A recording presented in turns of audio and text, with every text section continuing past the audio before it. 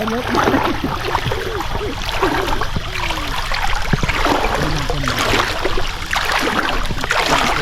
งกินในเนาะเห็ดเลยขั่วป่ะนี่กุ้งป่ะแกงกินกันได้เนาะกุ้งมีป่ะกุ้งบ่มีกุ้งนี่ทางไอ้ใหญ่ครับเพิ่นก็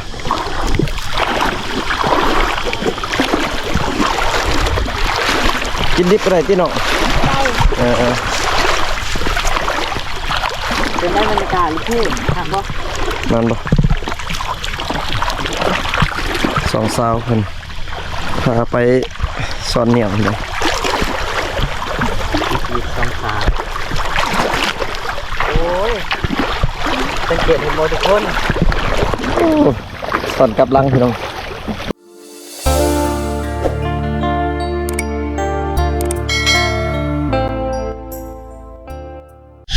สบายดี FC ฝั่งลาวฝั่งไทยคือเก่าแล้วพี่น้องยินดีต้อนรับเข้าสู่ช่องบ่าวผู้ไทยคือเก่าพี่น้องเอ้ยเนาะมื้อนี้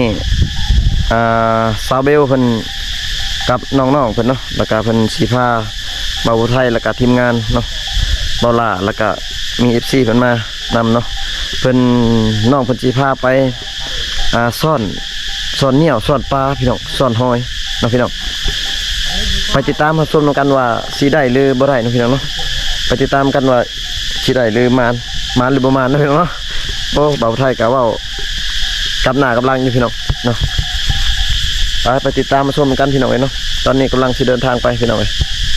โอ้ตอนนี้แม่สาวเบลเพิ่นสบายดีแม่สบายดีโอ้มาแต่ไสนี่มาแต่สวนโอ้แม่เพิ่นกำลังมาแต่สวนเพิ่นได้หน่อไม้เนาะเพิ่นมาแต่สวนสิเฮ็ดกินตอนเที่ยงบ่นี่อันนี้เป็นแม่ของสาวเบลนะพี่น้องอันนี้เป็นลูกเคยทางฝั่งไทยมานี่ครับได้ป่ะลูกเคยนี่ลูกเคยนี่เป็นทางภาษาลาวบ่อยากได้ปานใดเนาะภาษาไทยให้เต็กแล้วคนภาษาโมโหภาษาลาวยังฟังยากเลยบ่าวฝั่งไทยจักมาหาเบิ่งสาวเบลนี่เพิ่นจะมาเบิ่งลูกสาวแม่เพิ่นมาเห็นแบบโอ้งามเพิ่นเนาะ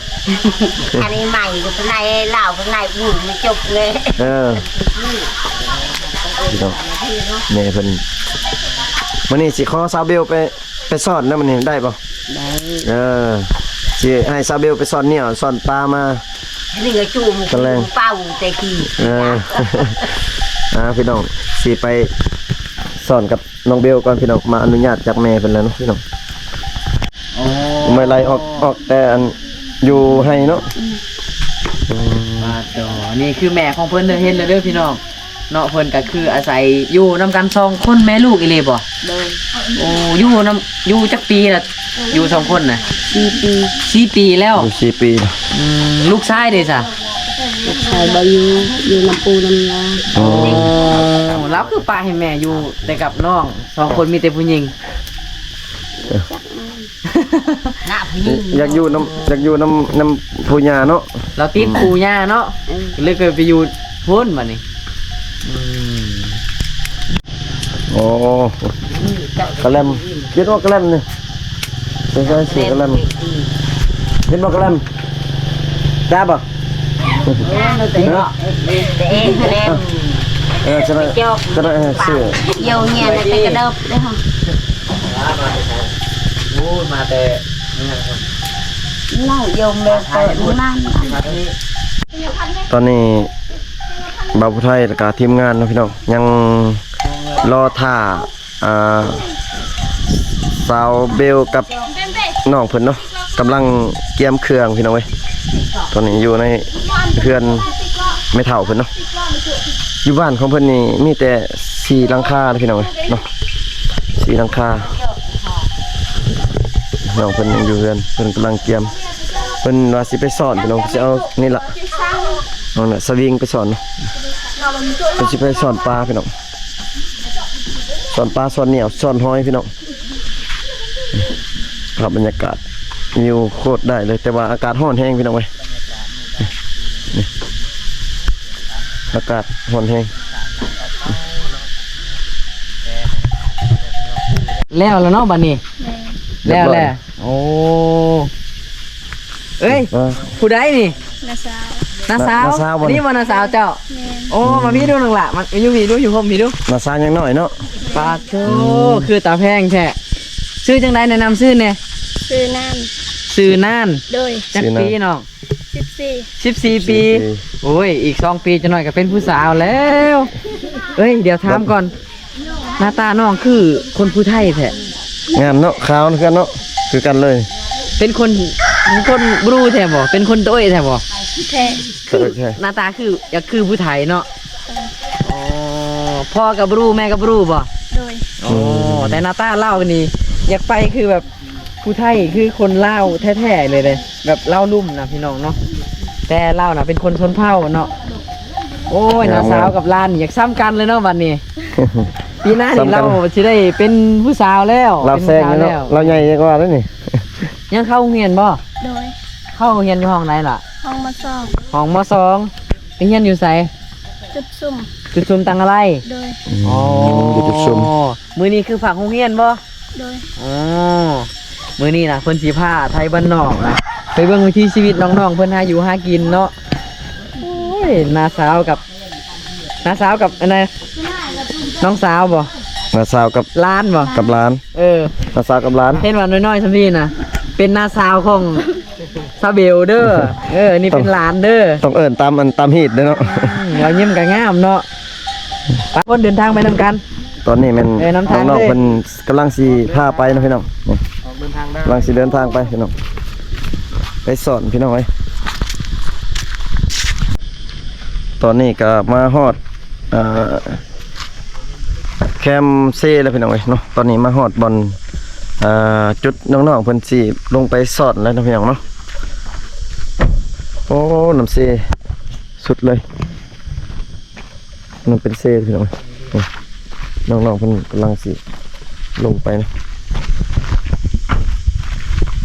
ชิลองมาสอนนี่ตลอดบ่เนาะ มาก ลางคืนไปบ่ ไป กลางคืนแห่งใดดีแหล้วเนาะ กลางคืนได้ไล่ โอ้ลานเพิ่นบ่ธรรมดาเว้ย พี่น้องกำลังลงไปเซพี่น้องเว้ยโอ้บรรยากาศเขาเจ้ากวดมองพี่น้องวิวงามเลยน้องบ่ได้นั่นบ่ได้ไปโรงเรียนตอนแรกบ่ บอเรียน อ๋อบ่เรียนเลยเนาะเริ่มพักแล้วติเริ่มพักเรียนแล้วสิว่าก็ได้โอ้ดอกไปเบิ่งสาวๆเพิ่นพาไปหากินพี่น้องโอ้เบิ่งเจ้ากวดมองพี่น้องมาเนาะโอ้มาเอาตลอดบ่ไอ้ แม่นแหละ โอ้หากินตลอดเลยท่านี้เนาะ หาขึ้นตลอด พี่น้องปลาเลยคือว่าเอาอันมองใหญ่ๆกวาดบ่ได้บ่ได้คือกันเนาะ บ่ได้ปานใด เออเอามองหน่อยเนาะ คนร้ายแท้ อืมกวาดอันจักเทื่อละกวาดนี่ ต้องทำเพื่อนนั่นแหละ 2-3เทื่อโอ้ได้หลายเลยบ่อยู่เทื่อ บ่ได้บ่ได้ เออโอ้ ก็กิน โอ้โอ้ นั่นแหละ โอ้เดี๋ยวบ่าวผู้ไทยสิไปเบิ่งไกลอยู่บ่ ปลาเพิ่นกวาดมองพี่น้องโอ้พี่น้องปลาเพิ่น พี่นาก็ ได้หลายอยู่พี่น้องเพิ่นกวาดมองพี่น้อง นี่ตอนนี้น่ะตัวยัง บ่หลายเฮ็ดคักเลยพี่น้องเพิ่นลงมานี่บ่น้องบ่ได้ครับน้องเพิ่น นี่ สอน คือวิถีชีวิตของชาวเขาจะเอ่ยโดยพี่น้องเพิ่นหาอยู่หากินเนาะ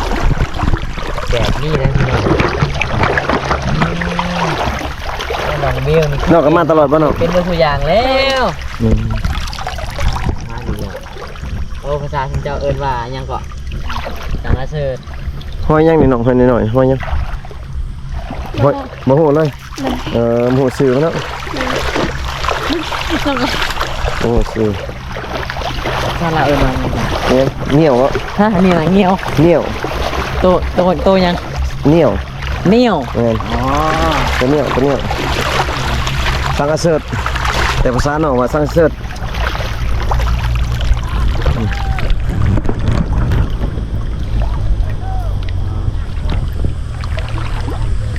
สุดยอดวิถีชีวิตเพิ่นเนาะ โอ้เป็นซ่อนตีกลับกันเลยพี่น้องโอ้ซ่อน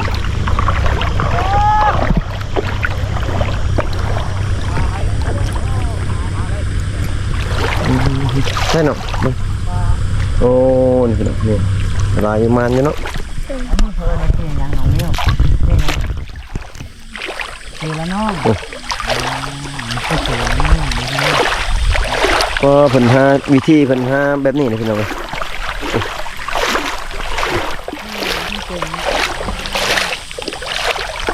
โอ้มันเนาะโอ้ได้พี่น้อง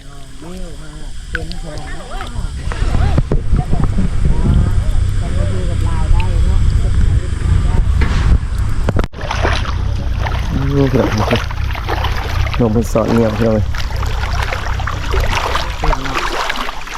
ทำหาตลอดนี่น้องเนาะ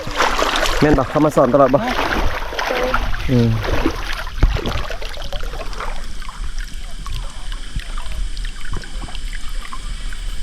ลงบ่ได้ติจ้ะ บ่ได้อยู่พระเจ้าลงได้อยู่ขับเร็วพุ่น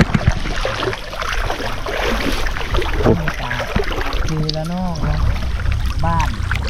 ประตูเนาะเมืองน้องแขวงสวรรณเขตเนาะ ได้อยี่บ้านน้องเบี้ยบ่ได้บ่โอ้หากระลงพี่น้องได้บ่ลายยัง ไม่บ่น้องล่ะ ยังสอบต่อ มาเดี๋ยวอายเขาเบิ่งที่ชีวิตน้องคนนี้เด้อ สอดกลับลังเลยเพิ่น เก่งเลยให้ข้ามเข่าเก่งเนาะข้ามเข่าก็เป็นตักน้ำก็เป็นแล้วนึ่งเข่าก็ได้แล้ว น้ำนี่เขากินอยู่บ่น้ำนี่บ่น้องเขากินเนาะ กินทุกอย่างแล้วแม่นบอก ใส่กินใส่อาบเนาะเนาะอืม คนหัดให้คาบาวบ่ได้เนาะน้อย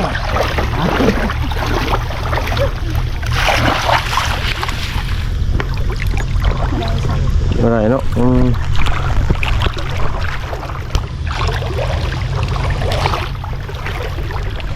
น้องๆเพิ่นมาสอนตลอดเลยพี่น้องเอ้ยเนาะอยู่เขตนี้เนาะเพิ่นเพราะว่าเพิ่น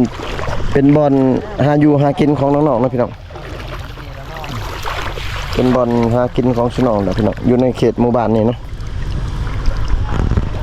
ได้บ่ เสกก็ขึ้นไปเทิงพุ่นล่ะพี่น้องโอ้ยยาวเหยียดไปเนาะงามบายพี่น้องเป็นตื้นนี่พี่น้องจะบ่เลิกเนาะจะเป็นน้ำตื้นๆเนาะคืนนี้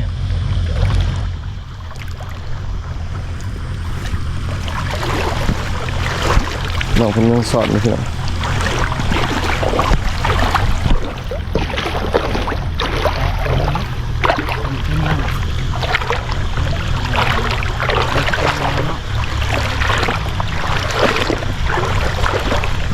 ก็ตามวนอยู่พี่น้องไว้มาเบิ่งเขาเจ้าสอนคักอยู่ หัวบ่ได้ว่าแกล้งน้องอะไรแท้แกล้งเนาะ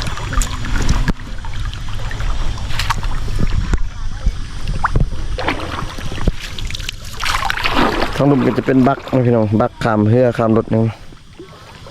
ขามรถเอารถขามรถใหญ่รถจักรได้เบิดพี่น้องเว้ย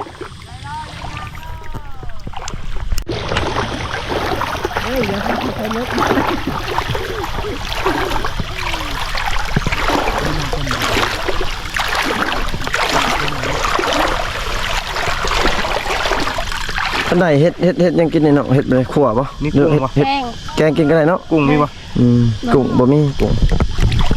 ทางไอ้ใหญ่ครับเพิ่นก็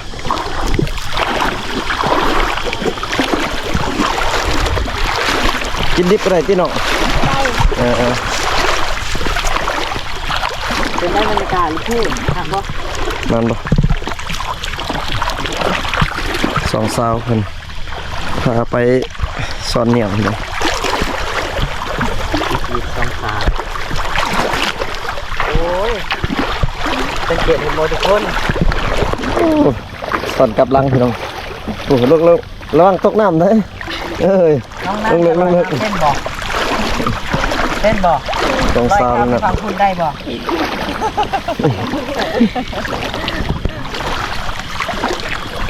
ตอนนี้มีอย่างน้อยก็ตัวละ5-6 โล ฮะ นี่อยู่ในนี้แม่มัน แม่ยังโอ้มีแหละ ไข่ มีแล้วปลานินอยู่ในลายไป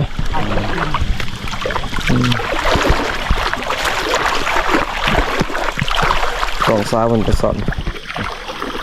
อากาศร้อนๆบางทีเนาะพี่น้องก็เลยพาเอฟซีทุกท่านทุกคนนะไปเบิ่งบรรยากาศ ลงอาบคือสิขัดพี่น้อง เนาะตอนเหนียวอากาศเลาะตามเซจังซี่เนาะเพราะว่าอากาศมันร้อนแห้ง น้องเคยมาอาบบ่น้ำอยู่นี่น้องเคยมาอาบอยู่บ่น้ำอยู่นี่ บ่เคย บ่เคยคุณป้าไปแหละ ลงอาบนี่คือสิเย็นครับเนาะจังนั้นเฮาลิ้นมักไล่กันนี่เนาะลอยน้ำอยู่เนาะ โดย น้องน้องนั่นเนาะ โดย ลิ้นบ่ ดิน พอได้ส้มบ่แพ้แล้วเพิ่นเป็นไล่ผู้เนาะไล่หมู่น้องว่าสิพาลิ้นมักไล่กันนี่พี่น้องเอ้ยโอ้โอ้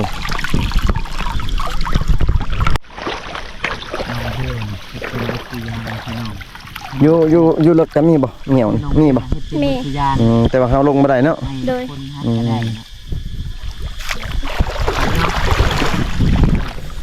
เป็นวิทยาเนาะเป็นคนหัดให้ผู้บ่าวได้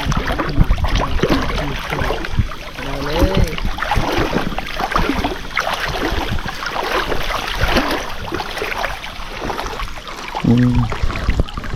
ได้บ่ลายพี่น้องนะ เหนื่อยเพื่อแตกแล้วน้องเพื่อนเป็นสมัยซื้อโปกมากิน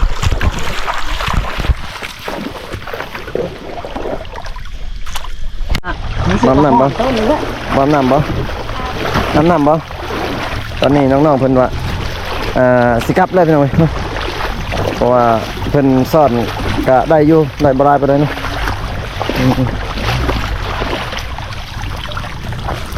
ตอนนี้น้องเพิ่นสิกลับ ไปใช้บน พี่น้อง ไปอาบน้ำต่อได้ลายเลยบ่ได้ลายเลยบ่ได้ลายเลยบ่ น้องเบลกำลังสอนกลับพี่น้องเอ้ยน้องเบลว่าสิเอาลายๆพี่น้องเบลสิเอาเต็มถ้วยยังน้องอันนี้ไข่น้ำบ่ อีกเรื่องว่าไปสอบเด็กอีกเรื่องว่าเบิ่งหน้าตาแล้วที่ผมเรียนเก่งเนาะแต่ละเรื่องที่จะพูดอะไรเนาะตัวที่มันอยู่ในไปที่ไหนที่3ที่4อ๋อตัวเก่งแล้วทำดีนะนี่วะ โอ้ไอ้ใหญ่โหกันยางตะลังไปพ่อน้องครับฮ้อนวางยางมือพี่น้อง เป็นงามนี่เนาะแสดงว่าพูดได้ว่าตัวเองเป็นคนงามบัดนี้พูดแล้วเนาะ อุ้ยฮ้อนน้ำเด้ ไปอาบน้ำมันหลาย อาบน้ำบ่น้องพวกเราสิพาไปอาบน้ำนี่เพิ่น จะได้เมื่อบ้านลายมือบ้านทั้งมือแหละ สิพาไปใช้บัดนี้เนาะ ไปอาบน้ อาบน้ำพี่ใช้ ำอยู่พุ่น อ๋ออาบน้ำฮ้อนเนาะ โดย ดิมักไล่กันได้บัดนี้ ลูกปลานินโคตรลาย ลิ้นบ่ ดิน ลิ้นมักไล่กันเนาะ โดย น้องไล่กันอยู่น้ำเนาะ โดย น้องครับโดยเป็นน่ะโอ้ตาหักลายพี่น้องเว้ยน้องก็กำลังเริ่มน่าหักพี่น้อง อ้าวขอสิปะแล้วซาวเบลมันนี่ ซาเบล เมื่ เพิ่ อน ก่อนเด้อ ซาเบลมันอยู่น้ำเบาไทยก่อนเพิ่นว่า จบลม ไปเบิ่งน้องๆกำลังสิอาบน้ำก่อนพี่น้องเว้ยจุดนี้ก็จะเป็นบ่อนเขาเจ้าข้ามเนาะพี่น้องเอารถใหญ่รถน้อยข้ามนี่เนาะข้ามไปฝั่งนั้นเนาะว่ามีบ้านอีกอยู่เบื้องนั้นก็จะเป็นเขาเจ้าเอาข้ามรถใหญ่เนาะ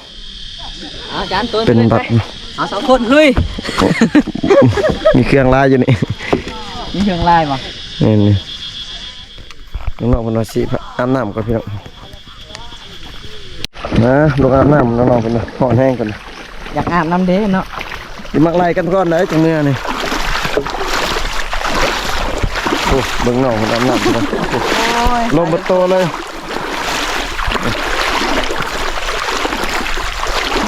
จะเหี่ยวชะน้ำเด้อจะเหี่ยวชะน้ำก็พอ ตีลังกาบึงดูบ่เป็น น้องๆมันอาบน้ ตัวแม่ลูกพี่กางเกงขาสั้นน่ะ ำเออ น้ำเมา เขาก็เปียกคือกันเด้ เฮาก็เปียกกันนั่งพลังเลยเฮาก็ได้ สุดท้ายเจ้ากองนั่งคนเดียวทั้งนั้น เอากล้องไว้ที่ลงไปเล่นดิ ฮะ เอากล้องไว้ลงไปมาจะถือให้ไป เว้ยบ่ไหวแล้วจังหน่อยนี่ มันลงมาได้จังสิไปหน่อยเด้น้องๆเพิ่นกำลังอาบน้ำเนาะอาบน้ำอากาศร้อนแห้งพี่น้องก็เบาผู้ไทยกับทีมงานก็ลงบ่ได้พี่น้องเพราะว่าเครื่องบ่ได้เอาเครื่องมานำนะน้องเพิ่นอาบสองสาวเพิ่นแห้งได้รถนั่นน่ะ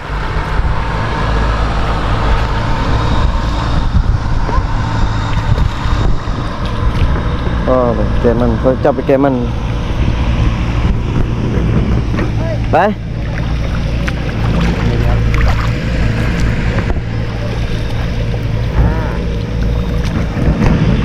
นั่นแหละติ น้ำก็ได้อาบ นั่น เนาะ แหละบ่ เหนียวก็ได้ลาย เออ โอ้ได้ทั้งของกิน ได้ทั้งอาบน้ำมือนี่นอนซาเวล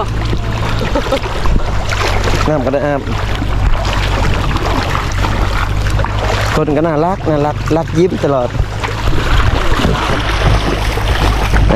กำลังสิกลับกับพี่น้องพวกใส่เหนียวได้ลายบ่ได้บ่ลายฉันนั่นเนาะ แม่ น้องกับ